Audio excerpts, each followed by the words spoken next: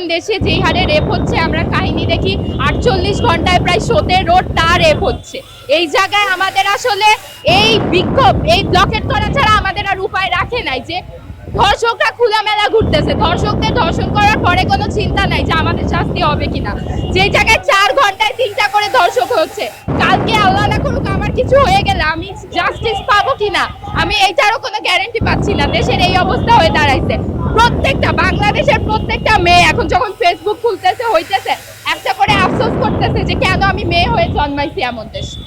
এখানে এখনকার যুগে কোনো বিচার হচ্ছে না, আমরা বিচার পাচ্ছি না। এখনকার সরকার আছে অদম্য নারীর পুরস্কৃত করতে, ধর্ষকদের বিচার কোথায়? আমরা গণতন্ত্রের সংবিধানে রয়েছে, তারা আমাদের নাগরিকদের দাবি সরকারের কাছে পৌঁছে দেওয়া প্রশাসনের, কিন্তু আমরা দাবি জানার জন্য আমরা রাস্তা কেন যাচ্ছি? আমরা আমাদের বাবার কাছে নিরাপত্তা, এটা আমাদের বলতে লজ্জা করে। আমরা সহজের সাথে রাস্তা বেরোতে পারি না। আমরা নারীরা, আমাদের বিচার কোথায়? ইসলামী শরিয়ার মতে ধর্ষকের শাস্তি একদম প্রকাশ্যে মৃত্যুদণ্ড। আমরা এটা চাই। যদি না করা হয় নেমে যান তারা, আমাদের নিরাপদ দেখ। যদি তারা নিরাপদ না দিতে পারে আর যদি 1 সপ্তাহ বেশি চলে তাহলে তারা নেমে যায়। আমাদের দরকার নেই এরকম শাসন। এরকম আমরা জালিম হাসিনা পরে এরাও জালিম জুলুম শুরু করেছে আমাদের সাথে। আমরা ধর্ষণের বিচার চাই। দেশে এভাবে ধর্ষণ বেড়ে গিয়েছে কেন? মানুষ এইসব ধর্ষকেরা এত সাহস কোথায় পেয়েছে? ওদের এত জঘন্যভাবে মারা উচিত যেন ফিউচার রেপিস্টগুলো ভয় পায়, এসব কর্মকাণ্ডে আর জড়িত না হয়। নারীদের নিরাপত্তা আমরা চাই। আমাদের দাবি ধর্ষকদের ধরে ধরে জবাই করা হোক, এদেরকে জনসম্মুখে ফাঁসি দেওয়া হোক, ওপেন ফায়ার করা হোক। এরা এইভাবে স্বাধীনভাবে সমাজে ঘুরে বেড়াতে পারে না। আমাদের ধর্ষিত নিষ্পাপ বোনেরা ওরা কেন নিজেকে অন্ধকারে